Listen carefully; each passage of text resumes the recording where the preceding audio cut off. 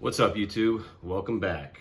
I just got into North Carolina to my house up here. Been a whirlwind of the past couple days.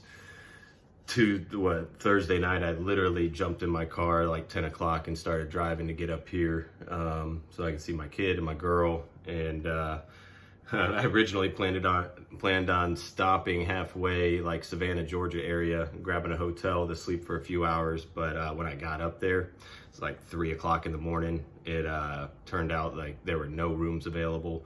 I'm pretty broke, so I wasn't gonna pay $500-600 for like 6 hours in a hotel room to get back on the road. So I ended up just sleeping at a rest stop in my car for about 2 hours and then made the rest of the drive.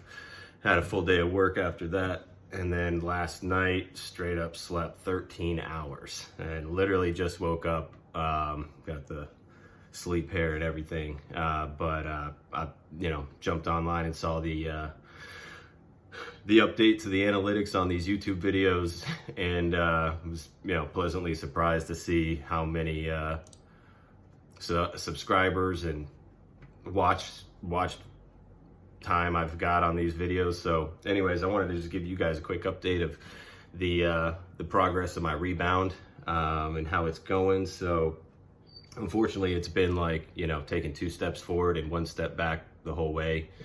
And at the last video, I was up about 8 grand on that 7,500.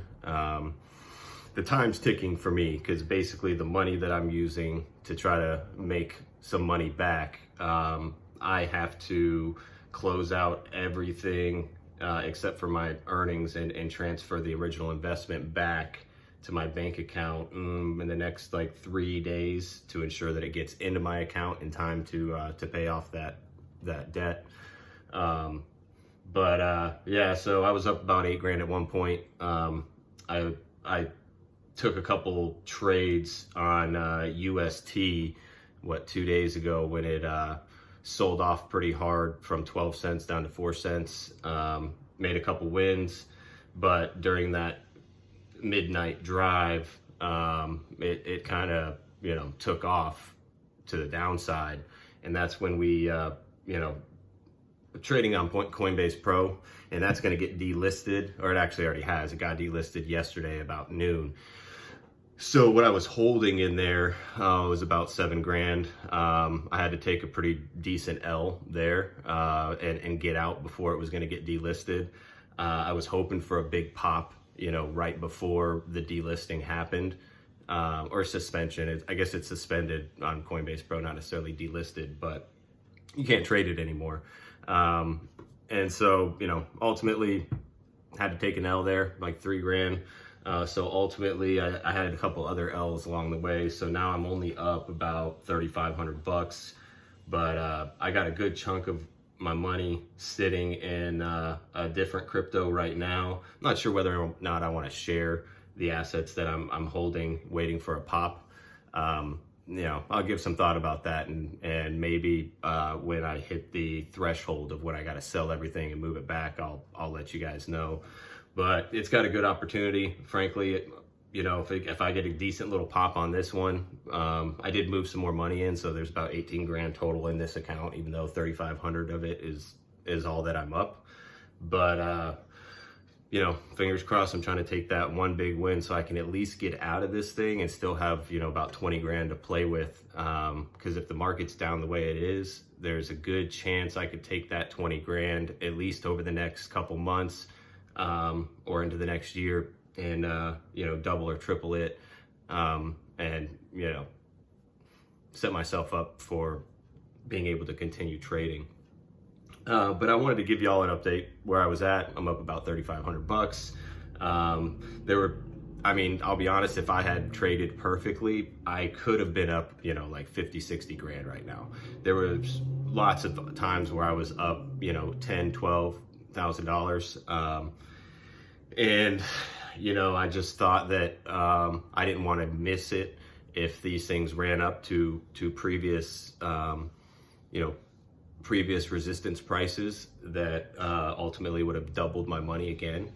So when I was up those amounts, I should have just backed out, stayed out of the market, had the money on the side, and just waited a day or two to see what happened, and then try to catch these things at the bottom again. And if I had done that, man, I would have had a bunch of, you know, I would have been up like 30, 40, like I said, 50 grand. So anyway, hindsight's 2020. I couldn't stay out and feel like I, you know, was going to miss the big move that would have given me the recovery that I was looking for. So right now I'm sitting in two assets. One's up 15% and has a good chance to pop up to 100% today. I got about $3,500, $3,600 in that one. And then I got about 15 grand in a different one that has a really good chance of going up, you know, about 30, 40% over the weekend. So we'll see what happens. I'll keep you guys informed. Again, I really appreciate all your support. I want to mention something. I did see, I don't know, there's several comments throughout the videos of people who wanted to, you know, throw me some money or donate or something. And to be completely honest, I created a GoFundMe a couple days ago and was going to post that on the video descriptions. And I did post it on my first video, maybe for about 10 minutes. And then I was sitting back and thinking, and I was like, you know what, damn, this isn't me. I've never been one to be out there asking for help, especially taking money because of pity. Like, that's just not who I am. It would drive me insane. What the hell is that? You know, knowing that that's what I was getting some money for. So, you know, it's one thing if I wanted to, you know, or if I was going to get some donations for the content that I'm putting out there, but out of pity, I can't take money for that.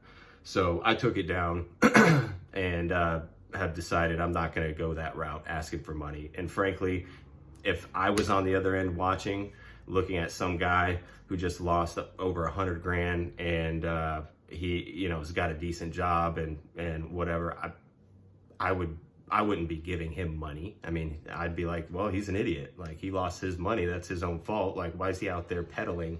You know, like the guy on the side of the road with the, you know, help me sign. I got 3 kids and nowhere to go, with my hand out asking for money. So, you know, I'm gonna think about all that. Maybe I will put up something as a donation for the content. But as far as throwing me money because of the situation, I got myself in this. I'm gonna find a way to get myself out of it. Yeah, it sucks mentally. It's really fucked me up, frankly. But you know, life goes on. I got a wonderful girlfriend that loves me and a beautiful kid and a lot more going for me than just, you know, the money. And so with that, I just want to give you all that quick update. Actually, you know what? I will tell you the assets that I'm in. So one of them is RBN. That one's sitting at about 30 cents, teetering between 30 cents and 29 cents. I'm in on that around between, you know, about 35, 36 cents. And, you know, that one can take a pop out of anywhere. Frankly, I think it's a good opportunity right now to buy that one and sit and wait, because it's, you know, I think over the weekend we will see it pop up to 40 cents at least once. And I'll probably get out and take some profits on that and try to jump back in around 37, 36 and see what happens there. But it's also one of those ones that all it needs is one of those whales or those pump and dump, you know, communities to jump in and pump this thing up to $1.20. And, you know, granted, I'll be sold out way before that. But definitely a good opportunity. And then the other one that I'm sitting in that's currently up, you know, about 16% is Orion Protocol. That's another one that's extremely low float.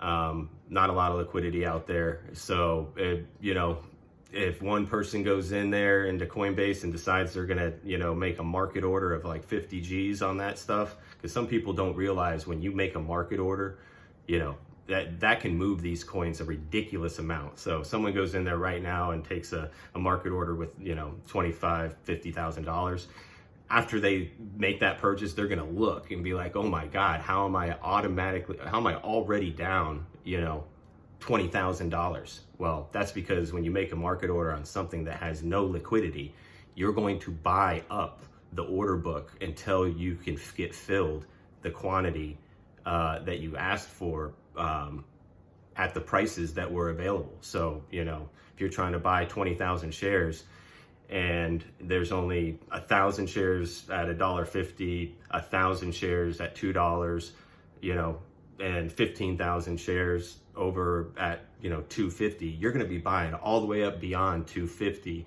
And then odds are the bots and algorithm programs that are, you know, the market makers for these coins is going to bring the price, fill the order book right back up with sell orders and bring the price right back down. So, you know, that happens. You see these crazy spikes on some of these coins on Coinbase and, you know, whatever other exchange. And a lot of times those crazy spikes are because someone with a lot of money that doesn't really know what they're doing makes a market order. And due to these things being such low liquidity, shoots the price up and brings it right back down. So wish me luck. Again, I'm up about, you know, $3,500. My goal was really to get to about $20,000 by the end of the month. I got to transfer everything back out of the account, at least the original investment,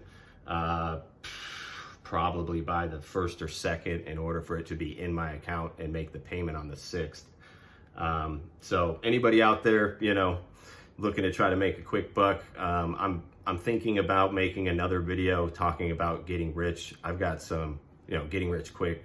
I've got some pretty crazy stories from back when I was in college of a friend who ultimately went to prison for 7 years, but had an experience of that get rich quick through a different method other than crypto and stocks, and ultimately it bit him in the ass. And I might share that story depending. I don't want to, you know, bring his name into it or, you know, potentially incriminate myself, even though this was, you know, 15 years ago, 10 years ago. But I think you guys would really find it interesting. Frankly, the whole story could be turned into a movie. It was crazy. But anyway, I'll leave you with that. I hope you all have a wonderful Memorial Day weekend. You know, if you jump in the market, make sure first things first, get your mind right. Be prepared for any losses. Don't invest more than you can afford to lose. And have a great weekend. Thanks, guys.